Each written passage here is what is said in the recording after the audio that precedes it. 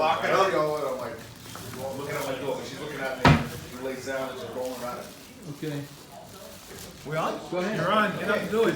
James, thanks for inviting us, we really appreciate this, and, Your fly's open. this brings back memories. But these are two of my brothers, obviously our third brother has a personal obligation and he couldn't be here. But, we've got a heritage that we've been sharing with each other for an awful long time. I was born in 1942. So Holy shit. don't do the math, I'm 80 years old. But then you're gonna rat me out? He's 76, he's 72. We grew up just a couple of blocks from here, first on 82nd between 3rd and Colonial, and then on 85th between 3rd and 4th. My dad was born in 1916. He graduated from OLA in 1929, just in time to meet the crash. His father had abandoned the family, and he was one of 6 kids, 4 boys and 2 girls. So my dad took on the responsibility to earn some money and pay for whatever the family needed. At 13 years of age, he wasn't too equipped to enter the business world, so he ended up as a bicycle deliverer for McAteer Florist on 74th and 4th and 3rd, anyway, not far from here. When he turned 16, pardon me, he was old enough to get a real job, so he became a plumber. And then in late 39, he got a job as a steam fitter and a plumber at the Brooklyn Navy Yard, refitting Navy ships. He tried to join the Army in 1941, but he was rejected. He had flat feet, so they wouldn't accept him. In fact, I often wondered in later years why he ran like a duck, but I discovered the flat feet did that. He was very put out by the fact that he couldn't fight for our freedom in the aftermath of the beginning of World War II. And to offset his feeling of not being able to participate because 2 of his brothers were in the military, he applied to and was accepted in the Emergency Auxiliary Corps, EAC, of FDNY, and was assigned to Truck 109. He joined on December 8th, 1941, 3 weeks and 2 days to the day after his wedding and 1 day after the attacks on Pearl Harbor. He was so pissed off at what had happened in Pearl Harbor and so much wanted to fight for America that he joined FDNY.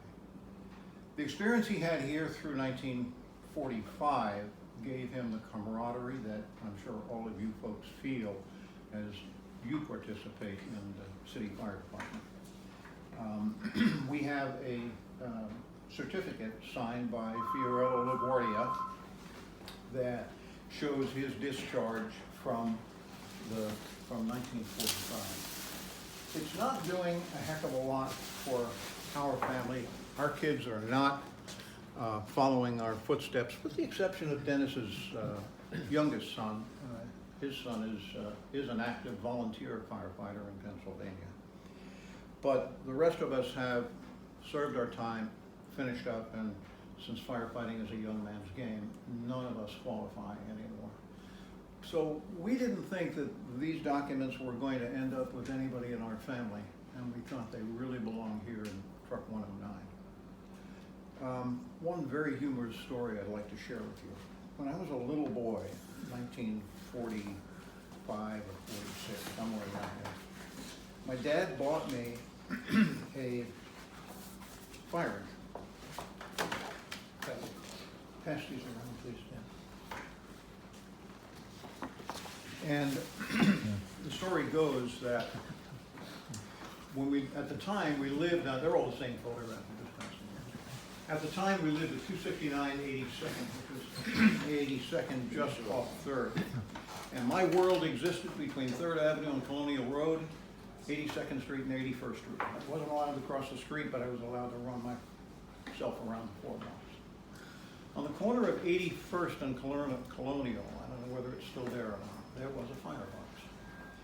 And since a lot of the stuff that my dad talked about when he came home from his tours here was what had transpired the preceding evening and the preceding day. So he bought me a fire truck. And Kevin and I go back and forth as to whether this story is uniquely mine or uniquely his. Since it occurred, He's old. He remember. yeah, I've seen it. Since it occurred around 1946 or 47, and Kevin was pretty young, I think it happened to me. But anyway, my best friend on 82nd Street was Eddie Simon. And Eddie and I one day decided that we really wanted to be firefighters. So we pedaled our ass down 82nd Street, hung a right on Colonial Road, stopped on the corner, and there was a firebox. I had a little ladder on the back of the fire engine. We propped it up against the firebox. Eddie hustled up the ladder, pulled down the transmitting device, and that thing started to click and unwind and send out beeps, not beeps, but loud clicks that scared the bejeepers out of the two of us. So we climbed on the fire truck, Eddie on the back, me in the pedal down 81st Street, hung a right on 3rd Avenue, and hid there while we watched the trucks come in and respond to the little kids. It is 75 years later, and it still scares the bejeepers out of me for what I did. In any event, we wanted to share our dad's legacy with you. Dennis has had this mounted, this photograph up here. We think that's our dad, taken outside the old quarters on Bay Ridge Avenue. Sorry? No, it's him. This is the 5 of us, my dad, our dad, and all my brothers. This is the original discharge certificate signed by Mayor LaGuardia.